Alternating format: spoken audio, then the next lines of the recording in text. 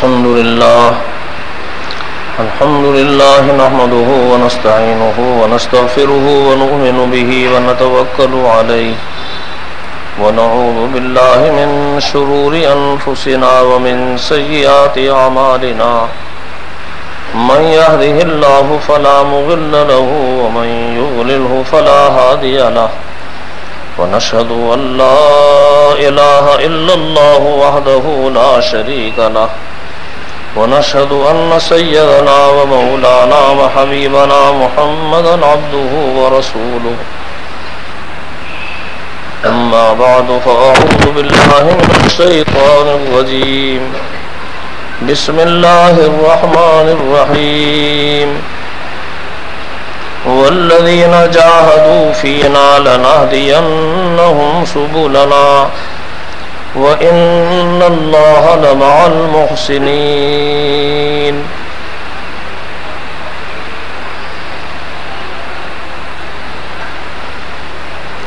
معزز سامعین کرام، قرآن پاک کی ایک بہت مختصر سی آیت مبارکہ اس وقت آپ کے سامنے پڑھی ہے. اس آیت مبارکہ میں اللہ تعالیٰ نے اپنی ایک خاص نعمت کا اظہار فرمایا ہے. اللہ تعالیٰ کی نعمتیں تو بے شمار ہیں جو اس انسان پر اللہ تعالیٰ کی طرف سے ہوئی ہیں. ایک اپنی خاص نعمت کا اظہار اللہ تعالیٰ نے اس آیت پاک میں فرمایا ہے. انسان کو اللہ تعالیٰ نے اپنی ایک خاص نعمت عطا فرمائی محنت کرنے کی، اور اس محنت کے ذریعے سے راستے کھلنے کی. یہ نعمت اس انسان کے ساتھ ہی خاص ہے، حیوانوں کے ساتھ نہیں. حیوان کتنی بھی محنت کریں تو ان محنت کرنے کی وجہ سے ان کی قیمت میں کوئی اضافہ نہیں ہوتا کہ ان کے محنت کرنے کی وجہ سے ان کو کوئی خاص ڈگری مل جائے گی اور ان کا عہدہ بلند ہو جائے گا. وہ تو جس کام کے لیے اللہ نے ان کو پیدا کیا ہے اس کام میں وہ لگے ہوئے ہیں. ان میں ترقی کرنے کا مزاج نہیں ہے کہ محنت کرنے سے وہ کچھ آگے بڑھ جائیں گے اور ان کا عہدہ بلند ہو جائے گا. اللہ تعالیٰ نے انسان کو یہ خاص نعمت عطا فرمائی ہے کہ محنت کرنے کے ذریعے سے اللہ تعالیٰ کی طرف سے کچھ فیصلے ہوتے ہیں. بندے محنت کرتے ہیں، محنت کرنے کی وجہ سے اللہ کی رحمت کے دروازے کھلتے ہیں اور اللہ تعالیٰ اپنی کامیابیوں کے دروازے اس انسان کے لیے کھولتا ہے. انسان جو محنت کرتا ہے وہ دو قسم کی ہے. ایک تو یہ کہیے کہ انسان اپنی دنیا پر محنت کرتا ہے اور ایک محنت اپنے دین کے اوپر کرتا ہے. یا کہیے کہ ایک انسان محنت اپنے ظاہر پر کرتا ہے، ایک اپنے باطن کے اوپر کرتا ہے. ایک دنیا کی ظاہری چیزوں کے اوپر محنت کرتا ہے، ایک انسان اپنی ذات پر اندرونی چیز کے اوپر محنت کرتا ہے. یہ انسان کی محنت سے کچھ چیزیں بنتی ہیں، کچھ چیزیں انسان سے باہر بنتی ہیں، اور انسان کی محنت سے کچھ چیزیں انسان کے اندر بنتی ہیں. دونوں قسم کی محنت کا اختیار اس انسان کو دیا گیا ہے. انسان باہر کی دنیا پر، اپنے سے باہر کی دنیا پر محنت کرتا ہے تو اس کی محنت کرنے سے وہ چیزیں قیمتی بن جاتی ہیں.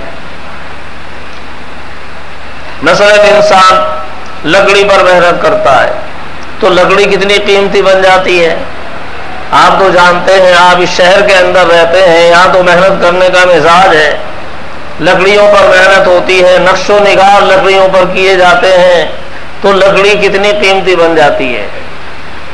اس کو پرانے انداز پر بنایا جاتا ہے، باہر ملکوں میں بھیجا جاتا ہے. ایک ایک لکڑی معمولی قیمت کی، لیکن جب اس پر محنت کی گئی، نقش و نگار بنائے گئے، پرانے انداز پر اس کو بنایا گیا اور اس کو یہ ظاہر کر دیا گیا کہ یہ تو فلاں زمانے کی ہے اور اس فلاں زمانے میں اس طرح بنایا جاتا تھا. اب اس انداز پر اس کو بنایا گیا تو اس لکڑی کی قیمت کتنی بن گئی. ایک لکڑی لیکن جب انسان نے اس کے اوپر محنت کی تو کتنی قیمتی بنی. انسان کی محنت سے وہ لکڑی کبھی الماری بنتی ہے، کبھی دروازے بنتے ہیں، کبھی چوکھٹ بنتی ہے، اور کبھی اس کے ذریعے سے اس پہ نقش و نگار بن کر مکانوں میں سجانے کے قابل بنتی ہے. وہ لکڑی کتنی قیمتی بن گئی انسان کی محنت کرنے کی وجہ سے. انسان لوہے پر محنت کرتا ہے تو لوہا انسان کی محنت سے قیمتی بن جاتا ہے. اس لوہے کے ذریعے سے کتنے پرزے بنتے ہیں، مشینیں بنتی ہیں، انجن بنتے ہیں، ہوائی جہاز بنتے ہیں، گاڑیاں بنتی ہیں، موٹریں بنتی ہیں، کاریں بنتی ہیں، ریلیں بنتی ہیں. وہ لوہا کتنا قیمتی بن گیا انسان کی محنت کرنے کی وجہ سے. ہواؤں کے اوپر اڑ رہا ہے اور کتنا قیمتی بن گیا. انسان نے محنت کی تو لوہا کتنا قیمتی بن گیا. انسان محنت کرتا ہے زمین کے اوپر تو زمین کتنی قیمتی بن جاتی ہے. انسان محنت کرتا ہے مٹی پر تو مٹی کتنی قیمتی بن جاتی ہے. انسان محنت کرتا ہے ہواؤں پر تو ہواؤں کو بھی قید کر لیتا ہے اور تو پہیے کے اندر بھر لیا تو وہ کتنی قیمتی بن گئی. وہ ہوا اس کو قید کر کے اور اس کو بند کر کے جب پہیے میں اس کو ڈال لیا، اب اس کے ذریعے سے آپ کی گاڑی گھوم رہی ہے، بڑی بڑی گاڑیاں چل رہی ہیں، تو ہواؤں پر بھی انسان اپنا قبضہ جما لیتا ہے اور ان کو بھی اپنے قابو میں کر کے کتنا قیمتی بنا لیتا ہے. اور انسان اور تو کیا ہے کہ یہ پاخانے پیشاب پر بھی محنت کر لیتا ہے اور پاخانے پیشاب پر محنت کر کے ان کو بھی قیمتی بنا لیتا ہے. جب آدمی گوبر پر محنت کرتا ہے کیسا بہترین کھاد بن جاتا ہے. پاخانے پر محنت کی، گوبر پر محنت کی اور پیشاب پر محنت کی تو ساری چیزیں کتنی قیمتی بن گئی. کیسا بہترین کھاد تیار ہو گیا. انسان نے مردے کے خون پر محنت کی، وہ قیمتی بن گیا. جانور ذبح ہوتے ہیں، ان کا عوج ہوتا ہے، ان پر محنت ہوتی ہے، وہ قیمتی بنتے ہیں. انسان اس کی آنتیں ہوتی ہیں، وہ کتنی قیمتی بنتی ہیں. اس کے اندر کی آلائش بالکل قابل نفرت، لیکن جب انسان ان چیزوں پر محنت کرتا ہے وہ چیزیں قیمتی بنتی ہیں. انسان مردے کی ہڈیوں پر محنت کرتا ہے تو وہ ہڈیاں کتنی قیمتی بن جاتی ہیں. کہیں اس سے موتی بنتے ہیں، کہیں برتن بنتے ہیں اور معلوم نہیں کیا کیا چیزیں تیار ہوتی ہیں. انسان ہڈی جیسی چیز کے اوپر محنت کرتا ہے تو وہ قیمتی بنا لیتا ہے. انسان پاخانے پیشاب پر گوبر پر محنت کرتا ہے تو ان چیزوں کو قیمتی بنا لیتا ہے. وہ چیزیں کتنی قیمتی بن جاتی ہیں. انسان کی محنت کرنے سے مکان بنتے ہیں، انسان کی محنت کرنے سے قلعے بنتے ہیں، انسان کی محنت کرنے سے محل تیار ہوتے ہیں، انسان کی محنت کرنے سے پل بنتے ہیں، سڑکیں بنتی ہیں اور معلوم نہیں کیا کیا چیزیں یہاں سے وہاں تک تیار ہوتی ہیں. لیکن ان ساری محنتوں کی وجہ سے وہ چیزیں تو قیمتی بنتی ہیں، انسان کی قیمت میں اضافہ نہیں ہوتا. جتنی ساری بنی چیزیں بنی قیمتی بنی، لیکن کیا انسان کی قیمت میں بھی اضافہ ہوا؟ کچھ نہیں ہوا. آپ نے ایک مورتی بنا لی، لکڑی پتھر پر محنت کی اور پتھر پر محنت کر کے جب ایک انسان اس کے اوپر کاریگری کرتا ہے، اس کی تصویر کشی اس کے اوپر کرتا ہے تو اس پتھر کے ٹکڑے کو قیمتی بنا لیتا ہے. اور وہ پتھر کا ٹکڑا مورتی کی شکل میں بن کر اور وہ پرانے انداز پر جب اس کو بنایا تو اس کی لاکھوں کی اور کھربوں اور اربوں کی اتنوں کی قیمت، کروڑوں کی قیمت ہو جاتی ہے. ایک ذرا سا پتھر کتنا قیمتی بن گیا. لیکن کیا اس انسان کی قیمت میں اضافہ ہو گیا؟ انسان کی قیمت میں کوئی اضافہ نہیں ہوا. انسان تو جیسا تھا ویسا ہی رہا. انسان نے لکڑی پر محنت کی، لکڑی قیمتی بن گئی، لیکن کیا انسان کی قیمت میں اضافہ ہوا؟ نہیں ہوا. اس نے پاخانے پیشاب پر محنت کی، وہ چیزیں قیمتی بنی، لیکن کیا انسان کی قیمت میں اضافہ ہوا؟ اس انسان کی قیمت میں کوئی اضافہ نہیں ہوا. غرض کہ جو چیزیں انسان باہر کے اندر جو انسان کی چیز اس کے ذریعے سے جو چیزیں بنتی ہیں وہ چیزیں خود قیمتی بنتی ہیں، لیکن ان کی وجہ سے یہ انسان قیمتی نہیں بنتا. انسان کی قیمت میں کوئی اضافہ نہیں ہوتا. ایک تو انسان کی محنت کرنے کا یہ میدان ہے جو انسان سے باہر ہے. اب اپنے اندر سے باہر یہ ساری چیزیں تیار ہوتی ہیں اس انسان کی محنت سے. اللہ نے اس کو اتنی صلاحیت دی ہے، کسی اور جانور میں یہ صلاحیت نہیں ہے. بڑے سے بڑا جانور ہے، ہاتھی ہے، لیکن وہ محنت کر کے کچھ بنا نہیں سکتا. شیر ہے، کتنا قیمتی ہے، جنگل کا سردار اور بادشاہ سمجھا جاتا ہے، لیکن وہ محنت کر کے کوئی مورتی نہیں بنا سکتا، وہ ذرا سی محنت کر کے کوئی الماری نہیں بنا سکتا، وہ محنت کر کے ذریعے کوئی مکان نہیں بنا سکتا، وہ محنت کر کے کوئی اور ذرا سی چیز نہیں بنا سکتا، چاہے وہ کتنی بڑی قوت والا ہو اور طاقت والا ہو، لیکن انسان یہ اس صلاحیت سے وہ محروم ہے۔ شیر اتنی بڑی قوت کے باوجود اس نعمت سے محروم ہے، اور بڑے بڑے ہاتھی اس سے محروم ہیں کہ وہ کوئی اس طرح کی چیز تیار کرے اور بنائے اور وہ چیزیں قیمتی بن جائیں۔ ہاں اس پر آپ سواری کر لیں بس، یا اس کے ذریعے سے کوئی اور انسان اپنے ذریعے سے تیار کر لے ان چیزوں کو استعمال کر کے، شہر کو یہ استعمال کر لے، تو اس کو صلاحیت ہے انسان کو کہ یہ شہر پہ بھی قبضہ کر کے اور اس کے ذریعے سے بھی کام لے لیتا ہے، اور ہاتھی پہ محنت کر کے اور ہاتھی سے بھی کام لے لیتا ہے، اور کتوں پر محنت کر کے اور کتوں کو بھی قیمتی بنا لیتا ہے، کتے پہ محنت کرتا ہے تو کتا بھی بہت ساری چیزیں سیکھ کر انسان کی محنت سے اس کی قیمت میں بھی کچھ اضافہ ہو جاتا ہے، اور وہ بہت ساری چیزیں وہ کرنے لگتا ہے کہ آدمی کی عقل حیران ہوتی ہے، لیکن اس میں بھی انسان کی محنت کو دخل ہے۔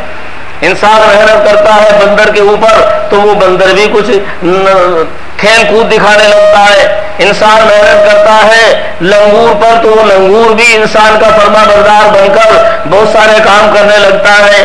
تو یہ انسان کو اللہ نے صلاحیت دی ہے کہ جانوروں پر بھی محنت کرے اور ان کو بھی کچھ قیمتی بنا لے، اور بے جان چیزوں پر محنت کرے اور ان کو قیمتی بنا دے، اور لکڑیوں پر محنت کرے اور وہ قیمتی بن جائے، اور لوہے پر محنت کرے اور وہ قیمتی بنے، اور گارے مٹی پر محنت کرے اور وہ چیزیں قیمتی بنے اور ان کی قیمتوں میں اضافہ ہو۔ لیکن وہ ساری چیزیں خود قیمتی بنی، اس سے انسان کی قیمت میں اضافہ نہیں ہوا۔ ایک انسان کی محنت کا رخ ہے اپنے اندر کی طرف، انسان محنت کرتا ہے تو انسان کی محنت کرنے سے خود اس انسان کے اندر کچھ چیزیں بنتی ہیں، یہ تو باہر کی دنیا ہے، اور ایک انسان کے اندر اپنی اندر کی دنیا ہے۔ انسان خود اپنی ذات پہ بھی محنت کرتا ہے، آدمی اپنی آنکھوں پہ بھی محنت کرتا ہے، انسان کی محنت کرنے سے انسان کی آنکھیں بنتی ہیں، انسان محنت کرتا ہے اپنے کانوں پر تو کان بنتے ہیں، انسان محنت کرتا ہے زبان پر تو یہ زبان بنتی ہے، انسان محنت کرتا ہے اپنے ہاتھوں پر تو یہ ہاتھ بنتے ہیں، یہ پیر بنتے ہیں۔ کیا مطلب ہاتھ بننے کا، پیر بننے کا کہ یہ ہاتھ نہیں ہے، پیر نہیں ہے، آگے نہیں ہے، کان نہیں ہے؟ مطلب یہ ہے کہ یہ آنکھ انسان غلط بھی استعمال ہو رہی ہے، صحیح بھی استعمال ہو رہی ہے، لیکن جب صحیح آدمی محنت کرتا ہے تو اب یہ آنکھیں صحیح استعمال ہونے والی بنتی ہیں۔ جہاں اللہ نے حکم دیا وہاں استعمال ہوں گی، جہاں حکم نہیں دیا وہاں استعمال نہیں ہوں گی۔ تو حقیقت میں آنکھیں اب بنی جب انسان نے محنت کی، ہمارے کان انسان نے محنت کی تو یہ کان بنے، کہاں ان سے سننا ہے کہاں نہیں سننا، تو اب یہ کان بنے۔ اور ہماری یہ زبان انسان نے محنت کی، محنت کرتے تو یہ زبان بنی، ہمیں کیا بولنا ہے اور کیا نہیں بولنا، اور محنت کرتے انسان کے ہاتھ بنے، کن چیزوں کو چھونا ہے اور کن چیزوں کو نہیں چھونا، ہاتھ بنے۔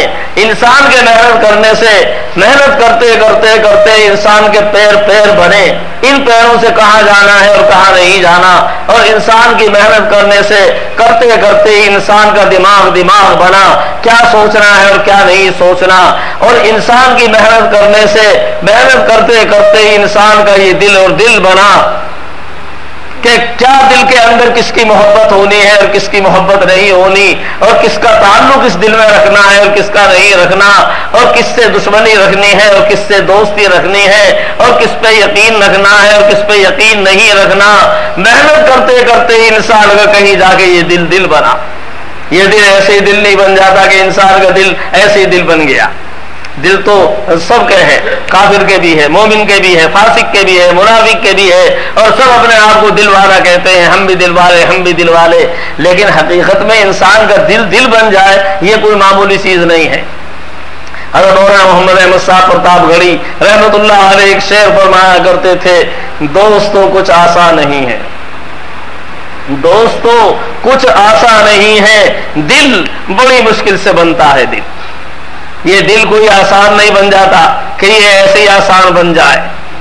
دل کا بننا تو یہی ہے کہ اس میں کس کی محبت بٹھانی ہے اور کس کی محبت کو نکالنا ہے۔ جس کی محبت بٹھانی ہے اس کی محبت آسانی سے نہیں بیٹھتی، بٹھاتے بٹھاتے اس میں اس کی محبت آتی ہے، اپنے خالق و مالک کی محبت آتی ہے، اور دنیا کی بے حقیقت چیزوں کی محبت نکلتے نکلتے نکلتی ہے۔ اللہ کی ذات عالی پر یقین آتے آتے آتا ہے، اس کی ذات عالی پر بھروسہ آتے آتے آتا ہے، ایک دم نہیں آتا، اسی طرح نہیں آ جاتا، محنت کرنے سے آتا ہے، مجاہدے کرنے پڑتے ہیں، محنتیں کرنی پڑتی ہیں، حقیقت میں جب یہ چیزیں آتی ہیں۔ انسان کی دنیا مستقل کے اندر کی دنیا ہے، باہر کی اگر بہت بڑی دنیا ہے تو انسان کے اندر کی دنیا بھی کچھ معمولی دنیا نہیں ہے۔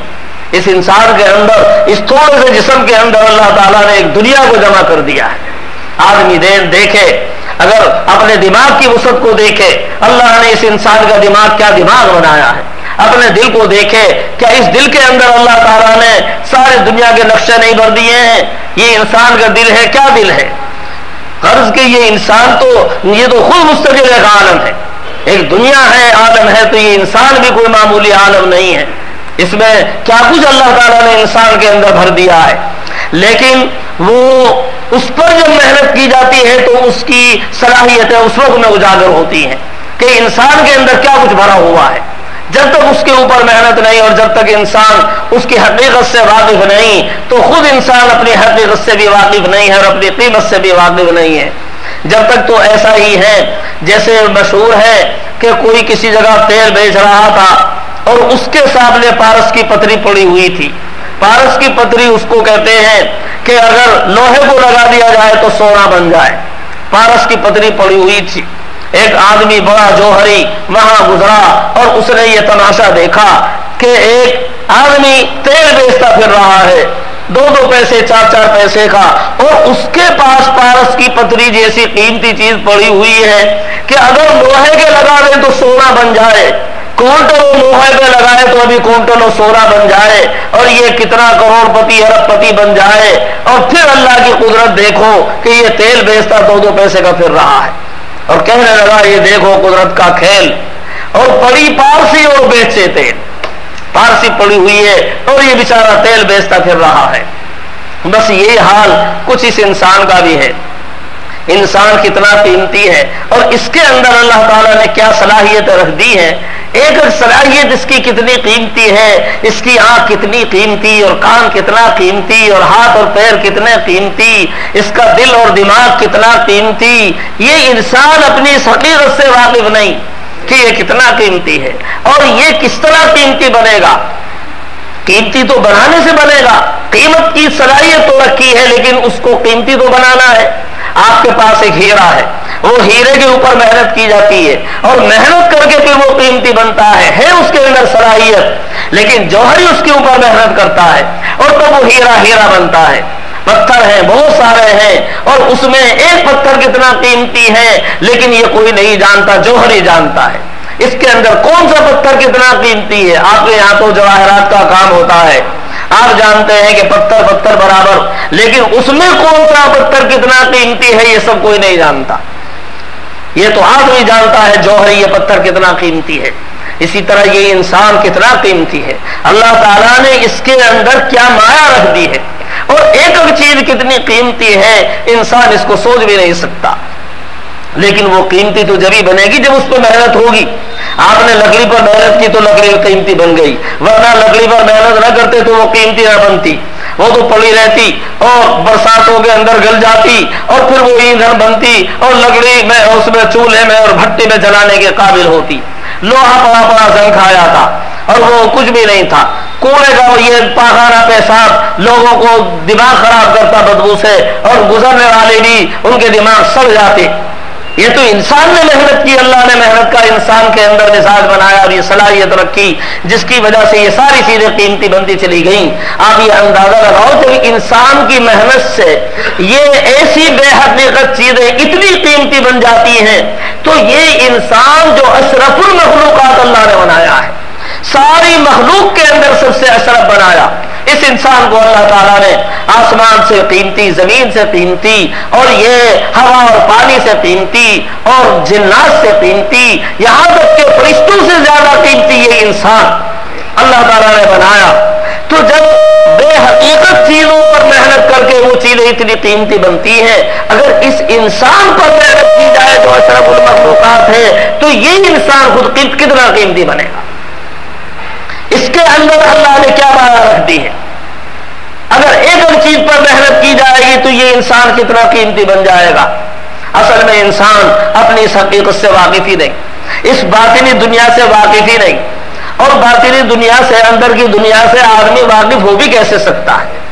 انسان کو جو عقل ہے اور جو انسان کا علم ہے اس سے باہر کی چیزوں کو پڑھتا ہے اور باہر کی چیزوں کو جانتا ہے اور ان کی حقیقتوں سے واقف ہوتا ہے, لیکن اندر کی دنیا سے واقف ہونے کا تو کوئی علم انسان کے پاس نہیں ہے. اس کے لیے تو اللہ تعالیٰ نے انبیاء علیہ السلام کو بھیجا ہے. انبیاء علیہ السلام جو براہ راست اللہ تعالیٰ سے لیتے ہیں اور پھر اس کے ذریعے سے وہ بندوں کو دیتے ہیں. اللہ تعالیٰ سے وہ انبیاء علیہ السلام لے کر بندوں کو دیتے ہیں. اللہ تعالیٰ بتاتا ہے اپنے انبیاء علیہ السلام کو اور پھر یہ انبیاء علیہ السلام اس کو جانتے ہیں اور پھر دنیا والوں کو بتاتے ہیں. ورنہ تو انسان ان چیزوں کو نہیں جان سکتا تھا. انسان تو ان دنیا کی باہر کی محنتوں پر محنت کرنے کا عادی. اس کام کے لیے اللہ تعالیٰ نے حضرات انبیاء علیہ السلام کو پیدا فرمایا اور ان کو دنیا کے اندر بھیجا. وہ دنیا والوں کو بتائیں کہ جس طرح تم باہر کی دنیا پر محنت کرتے ہو, ان کو قیمتی بناتے ہو, اس قیمتی بننے سے وہ چیزیں قیمتی بنتی ہیں اور تمہاری قیمت میں کوئی اضافہ نہیں ہوتا. تم اگر اپنی اندرونی مایا کے اوپر محنت کرو گے تو پھر یہ تمہارا اندرون اور تمہارا یہ جسم اور تمہاری یہ روح اور تمہاری یہ جان اور دل اور دماغ ایک ایک چیز اتنی قیمتی بنے گی کہ پھر اس کی قیمت زمین آسمان کے خزانوں میں نہیں ہے. یہ تو انسان اتنا قیمتی بنتا ہے کہ کوئی اس کی قیمت پھر لگا ہی نہیں سکتا. اللہ کے خزانوں کے علاوہ پھر اس کی قیمت کہیں نہیں مل سکتی. یہ کروڑوں کیا, اربوں کیا اور خربوں کیا اور دنیا بھر کے خزانے کیا, اور کیا عرب اور کیا عجم اور کیا افریقہ اور کیا امریکہ اور کیا امریکہ کے خزانے اور کیا افریقہ کے خزانے اور کیا پہاڑوں کی دولتیں اور کیا سمندر کے اندر چھپے ہوئے ہیرے اور جواہرات اور کیا پہاڑوں کے اندر بہترین قیمتی لال و گوہر اور کیا اور دوسری چیزوں کے اندر سارا قیمتی سرمایہ. ان سب کی قیمت یہ ساری چیزیں ایک طرف, لیکن انسان کی قیمت یہ ساری چیزیں نہیں بن سکتی. انسان کی قیمت یہ کوئی لگا ہی نہیں سکتا. یہ انسان تو کتنا قیمتی بنتا ہے. اس انسان کے اندر وہ مایا اللہ تعالیٰ نے رکھی ہے. اس انسان کے دل کے اندر اللہ تعالیٰ نے وہ ایمان کا ایک مادہ اور قطرہ رکھا ہے کہ جب وہ چیز اس انسان کے دل کے اندر آتی ہے اور ایمان آتا ہے اللہ کی ذات عالی کے اوپر اور یہ ایمان کی دولت انسان کے دل میں آتی ہے تو پھر اس کی قیمت دنیا کے بادشاہوں میں اور ان کے خزانوں کے اندر نہیں ہے. کوئی اس کی قیمت نہیں لگا سکتا. خالق اور مالک کے علاوہ پھر اس کی کوئی قیمت نہیں لگا سکتا. پھر اس انسان کی کیا قیمت ہے, انسان کے دل کی تو کیا قیمت اور اس کے ایمان کی کیا قیمت. پھر تو انسان کی ایک معمولی چیز بھی زمین آسمان کے خزانے اس کی قیمت نہیں بن سکتے. انسان تو وہ اتنا قیمتی ہے. اس انسان کی محنت کے ذریعے سے کیا کچھ اس کو ملے گا جنت میں, وہ تو اللہ وہاں عطا فرمائیں گے. انسان کی ایک ذرا سی محنت, ایک صبح کے وقت میں تھوڑی سی محنت کرنا دنیا وما فیہا کے سارے خزانوں سے زیادہ قیمتی. الغدوۃ فی سبیل اللہ خیر من الدنیا وما علیہا وروحۃ فی سبیل اللہ خیر من الدنیا وما فیہا. انسان کے صبح کے وقت کی محنت اللہ کے راستے میں اس پر اتنا کچھ ملنے والا ہے کہ دنیا وما فیہا اس کے سامنے ہیٹ. ایک صبح کے وقت میں بندے نے محنت کر لی اللہ کے دین کے لیے, فرمایا اتنا ملنے والا ہے کہ زمین آسمان کے جتنے خزانے اس کے سامنے ہیں. خیر من الدنیا وما فیہا, دنیا وما فیہا کے خزانوں سے زیادہ قیمتی. ایک صبح کے وقت میں محنت کرنے پہ جو انسان کو ملنے والا ہے. اور دنیا کے اندر تو سبھی آ گئے, امریکہ بھی آ گیا اور افریقہ بھی آ گیا اور عرب بھی آ گیا اور عجم بھی آ گیا. آپ کے سونے کے پہاڑ بھی آ گئے اور پیٹرول کے خزانے اور ان کے کنویں اور ان کے خزانے بھی آ گئے اور سمندروں کے اندر چھپے ہوئے جواہرات بھی آ گئے اور پہاڑوں کی ان کی نیچے چھپے ہوئے جو خزانے اللہ نے رکھ دیے ہیں وہ بھی آ گئے. بندوں کو خزانوں کا علم بھی نہیں, پہاڑوں میں کیا کیا چھپا ہوا ہے, سمندروں میں کیا کیا چھپا ہوا ہے, اور اللہ تعالیٰ نے کتنے خزانے اس دنیا کے اندر رکھے ہیں. لیکن وہ تمام مل کر ایک صبح کے وقت محنت پر اللہ تعالیٰ جو نوازتا ہے صبح کے وقت اللہ کے راستے میں محنت کرنے سے یہ ساری دنیا کے خزانے اس کے سامنے ہیں ان سب سے زیادہ بہتر ہے۔ ایک شام کے وقت میں بندے نے ذرا سی محنت کی، ایک شام کے وقت اللہ کے راستے میں نکلنا اور محنت کرنا دنیا و ما فیہا سے زیادہ بہتر ہے، سارے دنیا کے خزانوں سے زیادہ قیمتی ہے۔ اور اللہ تعالیٰ اس انسان کو جب یہ اپنے اندر پہ محنت کرتا ہے اور کیا کچھ جنت کے اندر عطا فرمائے گا، اس جنت کے اندر ایک حور کے سر کے اوپر جو دوپٹہ ہوگا، اس دوپٹے کی قیمت زمین آسمان کے سارے خزانے مل کر اس کی قیمت نہیں بن سکتے۔ امریکہ کے کتنے خزانے، افریقہ کے کتنے خزانے، عرب میں کتنے خزانے، اور عجم میں کتنے خزانے، پہاڑوں میں کتنے خزانے، دریاؤں میں کتنے خزانے، سارے خزانے مل کر جنت کی عورت کے سر پر جو اوڑھنی ہے، یہ سارے خزانے مل کر اس کی قیمت نہیں بن سکتے۔ اس حور کی تو کیا قیمت ہوگی، اس کے سر پر جو اوڑھنی ہے دنیا کے سارے خزانے مل کے اس کی قیمت نہیں بن سکتے۔ اور اللہ تعالیٰ اس ایمان والے کو کیا حور کیا اس کی اوڑھنی اور کیسی کیسی نعمت عطا فرمائیں گے، اور جنت میں کتنی نعمتیں اللہ تعالیٰ عطا فرمائیں گے۔ ایک ایمان والے بندے کا جتنا وہ کمال درجے ایمان ہوگا اسی درجے جنت کے اندر اللہ تعالیٰ اس کے درجے بلند فرمائیں گے۔ لیکن ایک ادنا سے ادنا ایمان والا، سب سے گھٹیا درجے کا ایمان والا، جو سب سے زیادہ گھٹیا ایمان والا ہوگا، اس کو بھی اللہ تعالیٰ اس پوری دنیا سے 10 گنے بڑی جنت اللہ تعالیٰ عطا فرمائیں گے۔ یہ کتنی بڑی دنیا ہے جس پہ ساری دنیا لڑ رہی ہے اور مر رہی ہے، اور معلوم نہیں کیا کیا لوگوں کا دماغ خراب ہو رہا ہے۔ سب سے ادنا گھٹیا درجے کے ایمان والے کو اس پوری دنیا سے 10 گنے بڑی جنت اللہ تعالیٰ عطا فرمائیں گے۔ افریقہ، امریکہ، عرب، عجم، دریا، پہاڑ، سمندر جتنے بھی ہیں، ان سب سے 10 گنے بڑی جنت اللہ تعالیٰ عطا فرمائیں گے اس شخص کو جس کا ایمان سب سے نچلی سطح کا ہوگا، بالکل گھٹیا درجے کا، سب سے گھٹیا درجے کا ایمان، اس کو اللہ تعالیٰ اتنی بڑی جنت عطا فرمائیں گے۔ اور جس کا ایمان کتنا کامل اور جو محنتیں کر کے جائے گا اور دنیا کے اندر بڑی سے بڑی محنتیں کرے گا، اس کو تو کتنا کچھ ملے گا۔ آدمی کتنی محنت کرتا ہے دین کے لیے، ایک آدمی نے اپنی پوری زندگی لگا دی، ایک آدمی نے اپنے 10 برس لگا دیے، ایک آدمی نے 50 برس لگا دیے۔ اب ان 50 برسوں میں کتنی محنت کی اس نے دین کے لیے۔ صبح کا وقت جب وہ نکلا اور صبح کے وقت محنت کرنے سے دنیا و ما فیہا سے زیادہ اللہ نے اس کے خزانے اس کے لیے جمع کر دیے، صرف ایک صبح کی محنت سے۔ ایک شام کی محنت سے دنیا و ما فیہا سے زیادہ خزانے اس کے لیے اللہ تعالیٰ نے طے کر دیے۔ تو ایسی کتنی صبح شام اس نے اللہ کے راستے میں محنت کی، کتنے دنوں محنت کی اور کتنے مہینوں محنت کی، تو ان پر کتنی بڑی جنت اللہ تعالیٰ نے اس کے لیے تیار کر رکھی ہے۔ کوئی اس کا اندازہ لگا سکتا ہے؟ کوئی کیا اندازہ لگائے گا؟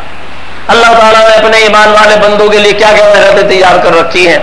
اللہ تعالیٰ نے جنت کی نعمتوں کو کتنا سستا بھی بنا دیا ہے۔ ایک مرتبہ بندہ کہتا ہے سبحان اللہ، جنت میں ایک درخت لگ گیا۔ ایک مرتبہ کہتا ہے الحمدللہ، جنت میں ایک درخت لگ گیا۔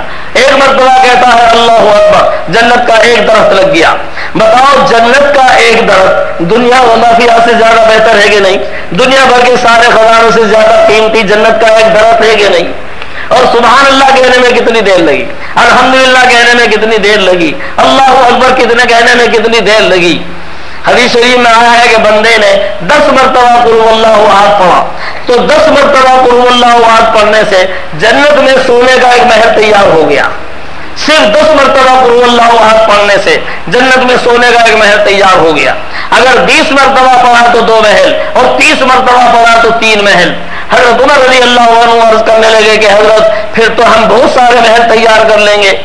اللہ کے نبی صلی اللہ علیہ وسلم نے ارشاد فرمایا اللہ کے خزانے تو اس سے زیادہ وسیع ہے، یعنی تم جتنے بھی حاصل کرو اس کے خزانوں میں کوئی کمی نہیں آئے گی۔ جب اس کے دنیا میں جو خزانے اس نے ظاہر کر رکھے ہیں ان میں کوئی کمی نہیں، تو آخرت کے خزانوں میں کیسے کمی آ جائے گی؟ جبکہ اس دنیا کی کوئی حیثیت آخرت کے مقابلے میں نہیں ہے۔ اس کی بارشیں برس رہی ہیں، بتاؤ اس کے بارش کے خزانوں میں کمی آ گئی؟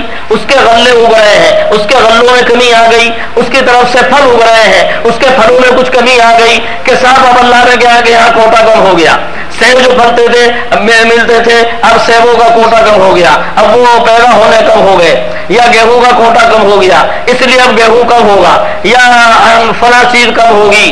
अल्लाह का कोई कोटा कम हुआ, कोई खजाना कम हुआ?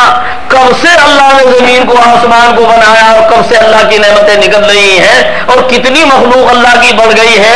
क्या उसके किसी खजाने में कमी आई कि साहब अब फला चीज नहीं मिलेगी, अब दाल नहीं मिलेगी और गल्ला नहीं मिलेगा और चावल नहीं मिलेंगे और शक्कर नहीं मिलेगी और साफ फल नहीं मिलेंगे और कैरा नहीं मिलेगा या नाशपाती नहीं मिलेगी?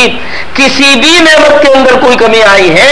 जबकि कितनी ये नेमतें अल्लाह ने कितना बढ़ा दिया है, मखलूक बढ़ रही है, अल्लाह उसी दर्जे अपनी सारी नेमतों को बढ़ा रहे हैं। जब ये जाहिर को जो अल्लाह ने अपनी रहमतों का थोड़ा सा रुख रखा है, जब इनके अंदर कोई कमी आने वाली नहीं, कोई कितना भी कराए और कितना भी हासिल करे, तो आखिरत की रहमतों में तो कैसे कमी आने वाली है? तुम चाहे जितने चाहे महल तैयार करो, जितने चाहे वहां के मकानात तैयार करो और जितने चाहे वहां के दरख्त तैयार करो, तैयार करने की चीजें तो असल में यही है। इसी रुख को बताने के लिए तो अंबिया अलैहिस्सलाम दुनिया में आए हैं कि तुम अपने अंदर से जो नावाकिफ हो अंदर की दुनिया से, कि इस अंदर पे मेहनत करके क्या कुछ तुमको मिलता है और क्या कुछ बनता है, इस रुख को भी देखो। कहां तुम इस जाहिर में पड़ गए? तुमने अगर जाहिर में भी कितनी मेहनत कर ली, बड़े बड़े महल भी तैयार कर लिए, लेकिन तुम छोड़ के चले जाओगे, तुम्हारी कीमत में कोई इजाफा नहीं होगा। यहां देखो, अपने राजा साहब का महल देख लो, कहां गए राजा साहब? हम भी आज देखने के लिए गए। साहब यहाँ रानी रहती थी, यहाँ राजा रहता था। मैंने कहा साथियों से, वो रानिया कहाँ है? साहब नौ रानिया रहती थी। मैंने कहा कहाँ है वो रानिया? वो नौ रानिया कहाँ है? वो राजा कहाँ है? ना वो रानिया रही ना राजे रहे। आज महल लोगों के लिए अजूबा बना हुआ है और आदमी की अकल पूछती है कि ये बनाने वाले कहाँ चले गए, जिन्होंने अपने जाहिर पर मेहनत की, लेकिन ये उनके मकानात उनका साथ नहीं दे सके, ये महल उनका साथ नहीं दे सके। ये ऐसे बेवफा हैं कि सब छोड़ के चले गए। दुनिया के जाहिर में जो बनता है वो सारा इंसान के साथ वफा नहीं करता। ये तो सारी चीजें इंसान को धोखा देने वाली हैं। आदमी अपने बाहर जो कुछ भी बनाता है वो इंसान के साथ वफा करने वाला नहीं है और इंसान का साथ देने वाला नहीं है। वो तो सब कुछ इंसान का साथ छोड़ देने वाला है। दिल्ली में देखो, आगरा में देखो, ताजमहल देखो और लाल किला देखो, वो बनाने वाले कहाँ हैं? कहाँ चले गए वो बनाने वाले? आपके ये महल बनाने वाले कहाँ चले गए? आज उनका नामो निशान नहीं। तो इंसान अपने बाहर जो कुछ बनाता है वो चीजें इंसान का साथ नहीं देती, वो सब साथ छोड़ देती हैं। और एक वक्त आएगा एक चीज इंसान का साथ छोड़ देगी। आप अपने घर में भी कुछ बनाते हैं, आपने बेहतरीन मकान बनाया, आपने बेहतरीन मशीन बनाई, आपने बेहतरीन अपने मकान में फ्रिज बनाए, फ्रिज रखे, मशीनें बनाई, कूलर बनाए, एयर कंडीशनर लगाया और बेहतरीन आपने दूसरी चीजें रखी। लेकिन जब आप अपने घर से निकलते हैं, आपके साथ साथ एयर कंडीशनर नहीं चलता, आपके साथ फ्रिज नहीं चलता, आपके साथ आपका महल नहीं चलता। आप घर से निकलते हैं, आपकी तिजोरी आपके साथ नहीं चलती, थोड़ी घनी नकदी आपकी जेब में साथ चलती है, लेकिन बाकी चीजें आपके साथ नहीं चलती। आपकी जमीन साथ नहीं चलती, आपकी दुकान साथ नहीं चलती, आपका कारखाना साथ नहीं चलते, हीरे जवाहरात की दुकानें और खाने आपके साथ नहीं चलती। थोड़ी घनी नकदी चलती है और वो भी नकदी भी चलती है एक हद तक। अपने मुल्क में चले तो नकदी भी चल जाएगी और मुल्क से बाहर अगर जाने लगे तो नकदी भी आपके साथ नहीं जाएगी।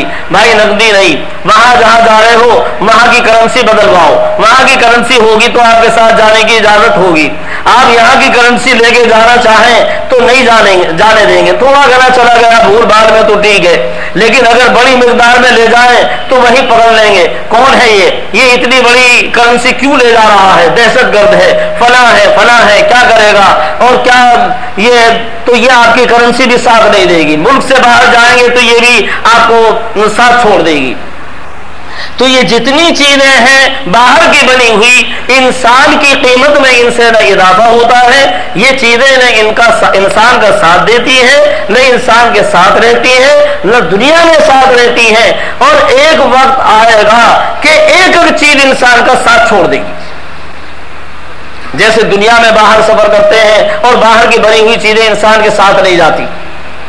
हाँ, इंसान ने अपने अंदर जो मेहनत की है और मेहनत करने से इंसान के अंदर जो बना है वो सारा सरमाया इंसान के साथ साथ जाता है। इंसान ने अपने अंदर मेहनत की, انسان کی محنت سے محنت کرتے کرتے انسان کے اندر ایمان بنا، انسان نے محنت کی اللہ کی ذات عالی کی محبت بنی، انسان نے محنت کی اللہ کی معرفت بنی، انسان نے محنت کی اللہ کی ذات عالی پر توکل بنا، اعتماد بنا، انسان نے محنت کی اپنے اندر یہ اللہ کے نبی کی محبت بنی، یہ ساری چیزیں بنی، اور انسان نے محنت کی تو نماز بنی، روزہ بنا، حج بنا، زکوٰۃ بنی، اور یہ ساری چیزیں انسان کے ساتھ ساتھ ہیں۔ انسان جہاں جائے گا اس میں سے کوئی چیز بھی انسان کے ساتھ چھوڑ دینے والی نہیں۔ انسان دسترخوان پہ بیٹھتا ہے، اندر کا جو کچھ بنا ہوا انسان کے ساتھ ساتھ رہتا ہے۔ اگر اسے 10 صورتیں یاد ہیں دسترخوان پر بیٹھ کے بھی وہ یاد ہیں، اگر دل میں ایمان ہے تو دسترخوان پہ بھی ایمان ہے، اندر کفر ہے تو دسترخوان پر بھی ہے۔ بیت الخلا میں جائے گا اندر کا بنا ہوا ساتھ جائے گا، اپنے اندر ایمان ہے تو بیت الخلا میں بھی ہے، غسل خانے میں بھی ہے، یہاں سے گیا دلی گیا اندر کا بنا ہوا وہاں بھی ہے۔ آپ کفرستان میں جائیں گے اندر کا بنا ہوا ساتھ جائے گا، قید خانے میں جائیں گے اندر کا بنا ہوا ساتھ جائے گا۔ چور آپ کو پکڑ لیں لیکن آپ کے اندر کی جو مایا ہے وہ تب بھی آپ کے ساتھ ہے، آپ کو پکڑ لیں گے لیکن اندر کی جو مایا ہے کوئی اس کو چوری نہیں کر سکتا، کوئی گرفتار نہیں کر سکتا، کوئی اس کے اوپر داغا نہیں ڈال سکتا۔ اندر کا بنا ہوا خزانہ 100% محفوظ، آپ جہاں ہیں آپ کے ساتھ ساتھ محفوظ۔ آپ ہوائی جہاز میں ہیں اندر کا جتنا سرمایہ آپ کے ساتھ ہوائی جہاز میں موجود، آپ ریل میں ہیں اندر کا سارا خزانہ آپ کے ساتھ ریل میں موجود، آپ کار میں ہیں آپ کا اندر کا خزانہ 100% بنا ہوا آپ کے ساتھ موجود۔ آپ جس جگہ جہاں جا رہے ہیں آپ کا اندر کا بنا ہوا 100% آپ کے ساتھ ساتھ جا رہا ہے۔ اگر آپ حافظ ہیں تو دسترخوان پہ بھی حافظ، اگر آپ حافظ ہیں تو بیت الخلا میں بھی حافظ، غسل خانے میں بھی حافظ، ریل میں بھی حافظ، اور جہاز میں بھی حافظ، دلی میں بھی حافظ، امریکہ میں بھی حافظ، افریقہ میں بھی حافظ۔ جہاں جائیں گے آپ حافظ ہیں، جہاں جائیں گے آپ عالم ہیں، جہاں جائیں گے صاحب ایمان ہیں، جہاں جائیں گے صاحب معرفت ہیں، جہاں جائیں گے اللہ کی محبت آپ کے ساتھ ہے، جہاں جائیں گے اللہ کا تعلق آپ کے ساتھ ہے۔ آپ جنگل میں ہوں اکیلے ہوں آپ کے دل کی دنیا پوری آپ کے ساتھ ہے، دل کی مایا آپ کے ساتھ ہے۔ آپ پہاڑوں کی چوٹیوں پر ہیں، سمندر کی تہوں میں ہیں، آپ کے اندر جو کچھ بنا ہوا ہے آپ کے ساتھ ہے۔ سمندر میں بھی آپ کے ساتھ، پہاڑوں میں بھی آپ کے ساتھ، جہازوں میں بھی آپ کے ساتھ، اور آسمانوں میں بھی آپ کے ساتھ، اور زمینوں میں بھی آپ کے ساتھ، اور تنہائی میں بھی آپ کے ساتھ، اور جنت میں بھی آپ کے ساتھ، ہر حالت میں 100% بنا ہوا آپ کے ساتھ۔ یہاں تک کہ جب آپ دنیا سے سفر کرنے لگیں گے ایک وقت آئے گا، یہاں سے دنیا کے سفر تو روزانہ کرتے ہیں لیکن ایک وقت آئے گا کہ آخرت کا بھی سفر کرنا پڑے گا۔ جب آخرت کا سفر کریں گے آدمی کو دنیا سے جانا ہوگا، جب دنیا سے انسان جائے گا اور آخرت کے سفر کی طرف سفر کرے گا، یہاں کا جو کچھ بنا ہوا تھا 100% وہ چھوڑ دے گا۔ مکان ساتھ چھوڑ دیں گے، کوٹھی ساتھ چھوڑ دے گی، بلڈنگ ساتھ چھوڑ دے گی، بڑے سے بڑا محل، اگر اس محل سے بھی بڑا محل بنایا تو وہ بھی ساتھ چھوڑ دے گا، وہ بھی ساتھ نہیں جائے گا۔ لال قلعہ ساتھ نہیں جائے گا، تاج محل ساتھ نہیں جائے گا، آپ کا ایئر کنڈیشن ساتھ نہیں جائے گا، آپ نے جو جواہرات کی دکانیں کی تھی بڑی سے بڑی قیمتی وہ ساری دکانیں آپ کے ساتھ نہیں جائیں گی، سب ایک ایک کر کے آپ کا ساتھ چھوڑ دیں گی۔ آپ کا بینک کے اندر جو لاکھوں کروڑوں جمع ہے وہ سب آپ کا ساتھ چھوڑ دیں گی، وہ بھی سب، بلکہ مرنے سے پہلے ہی اسے تو اپنے بیٹے ہی پہلے سے جیب ٹٹول لیں گے، ابا جی کی جیب میں کیا ہے ذرا دیکھو، بھائی ایسا نہ ہو کوئی دوسرا دیکھ لے، ادھر تو باپ بیچارہ مرنے کو پڑا ہے اور ادھر بیٹے فکر میں لگے ہوئے ہیں، بھائی باپ کی جیب میں کیا ہے، اور کوئی چابی کی فکر میں ہے کہ ابا کی تجوری میں کیا ہے، اور کوئی فکر میں لگا ہے کہ بینک میں کیا ہے، بینک کی کاپی کہاں ہے، ذرا بینک کی کاپی پر قبضہ کرو، اور کوئی کسی چیز پر قبضہ کرو۔ ابھی بیچارہ باپ مرا بھی نہیں لیکن بیٹے سے پہلے سے فکر کے اندر لگ گئے، اور بعض اوقات زندگی میں قبضہ کر لیتے ہیں۔ کتنی دفعہ ایسا ہوتا ہے کہ زندگی میں قبضہ کر لیا، ابھی ایک شخص آیا اور آگے بیچارہ رونے لگا، دھاڑے مار کر رونے لگا، چہرہ بڑا اچھا، داڑھی بڑی، کہنے لگا کہ میرے بیٹے نے جتنی زمین تھی ساری اپنے نام لکھوا لی اور زبردستی لکھوائی، پستول لے کے کھڑا ہو گیا کہ بڈھے یا تو لکھ دے ورنہ ابھی تجھے ختم کرتا ہوں، اور میں نے لکھ دی ساری، اور پھر اب مجھے پیسے کو محتاج کر رکھا ہے۔ بعض دفعہ تو پہلی زندگی میں بیٹا قبضہ کر لیتا ہے اور بیچارہ باپ فقیر کا فقیر رہ جاتا ہے۔ ہمارے یہاں میرٹھ میں خود ایک حاجی صاحب بیچارے بہت اچھے نیک آدمی، لیکن اولاد نے وہ مکان پہ قبضہ کر لیا، اور کاروبار کا قرضہ کر لیا، ان کا جو نقدی تھی اس پہ قرضہ کر لیا، ان کی دکانیں تھی 5-6 دکانیں ان سے کرایہ آتا تھا، اب وہ ان دکانوں پہ بھی قرضہ کر لیا، بیٹھک تھی بیٹھنے کے لیے، کہا کہ تجھے بڈھے کیا ضرورت ہے اوپر رہا کر، اب ہم بیٹھک میں ہم رہیں گے، وہ بیٹھک پہ زبردستی قرضہ کر لیا، دکانوں کو کہ کرایہ ہم لیں گے، تو اکیلا ہے، اب بڈھے تجھے کیا ضرورت ہے، اور ہمارے بیوی بچے ہیں اس لیے دکانوں کا کرایہ ہم کو چاہیے، اور بھائی میں کیا کہوں گا، میں کہاں سے کھاؤں گا، تو بیٹے جواب دیتے ہیں کہ کون سا تو ٹک گیا سے پہلے، ہاتھ پیر تو چل رہے ہیں، کھا کما۔ یہ بیٹے ہیں جو بیٹے جواب دے رہے ہیں، ان بیٹوں کے لیے کتنی دعائیں کی ہوں گی، کن تمناؤں سے مکان بنائے، کن تمناؤں سے دکانیں بنائی، لیکن پہلے ہی دوسروں نے پہلے قبضہ کر لیا۔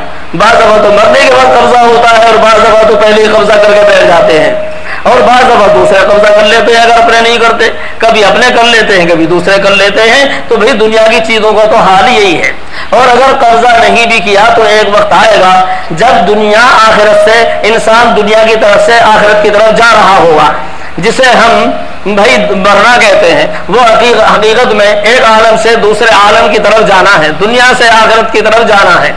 جب آدمی وہاں جاتا ہے تو پھر تو ایک ایک چیز ساتھ چھوڑ ہی دیتی ہے، مکان بھی اور کوٹھی بھی اور بلڈنگ بھی اور محل بھی اور نقدی بھی، یہاں تک کہ بدن کے کپڑے بھی اب تو ساتھ چھوڑ دیں گے، بھائی بدن کے کپڑے بھی نکال لو، اور آنکھوں پہ چشمہ ہے نکال لو، ہاتھ میں انگوٹھی ہے بھائی انگوٹھی بھی نکال لو، پیر کی جوتی نکال لو، ہاتھ کی لٹھیا نکال لو، ہاتھ کی لٹھیا نے بھی ساتھ چھوڑ دیا، آنکھ کے چشمے نے بھی ہاتھ چھوڑ دیا، ہاتھ کی انگوٹھی نے بھی ہاتھ چھوڑ دیا، اور ان ساری چیزوں سے خالی کر کے 2 کپڑوں میں لپیٹ کر اور وہ 2 گز زمین کے اندر جا کے دفن کر دیا۔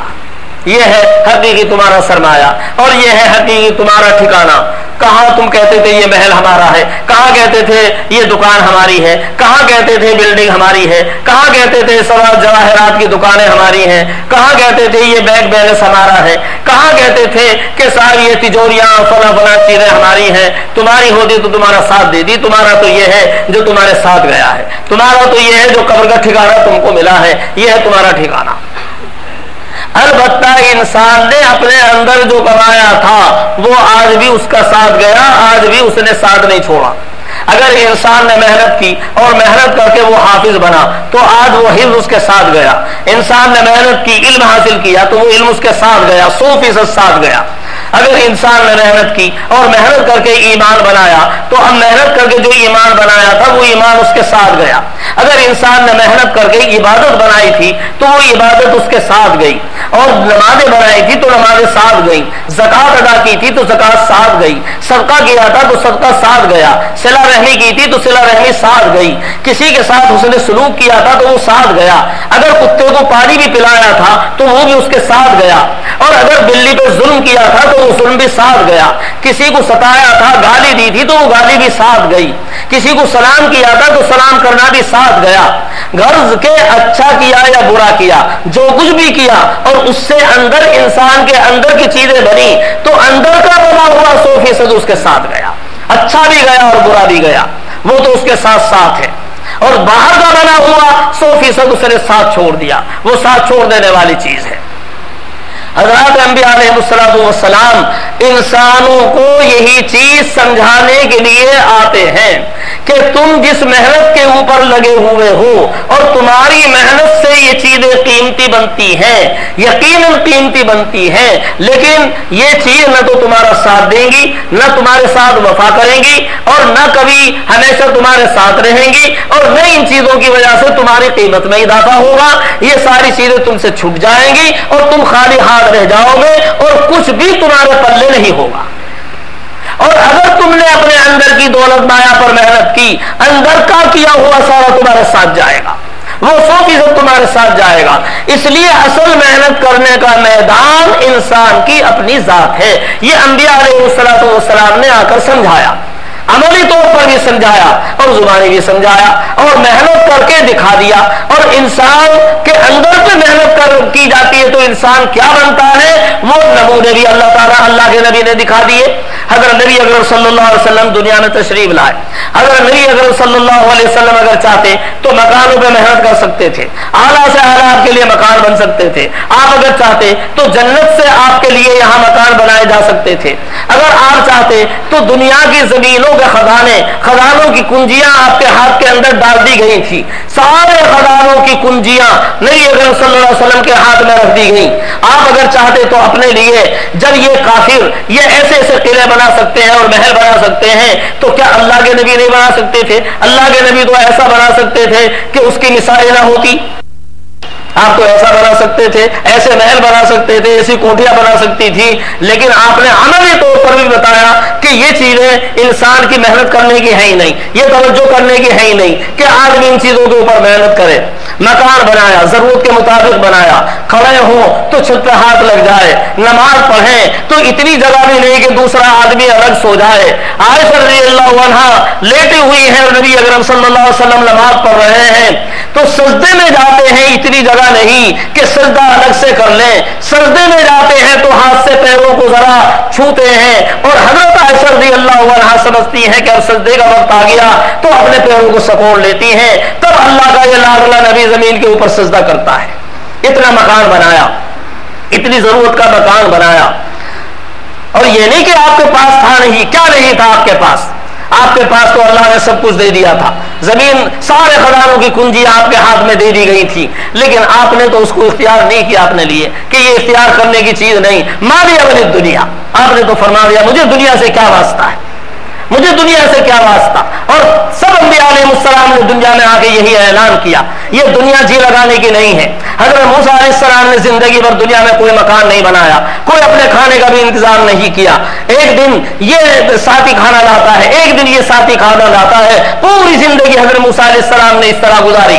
انہوں نے عرض بھی کیا کہ پروردگار تیرا عظیم معاملہ ہے, میرے کھانے کا بھی انتظام یہ نہیں ہے بلکہ آج یہ کھلا رہا ہے, آج یہ کھلا رہا ہے. اللہ نے فرمایا کہ اے میرے لاڈلے, میں اپنے لاڈلوں کا دنیا کا فکر بھی دوسروں کے اوپر ڈال دیتا ہوں, اور میں اپنے لاڈلوں کے دلوں میں ان کے اپنے کھانے پینے کا فکر بھی نہیں رکھتا.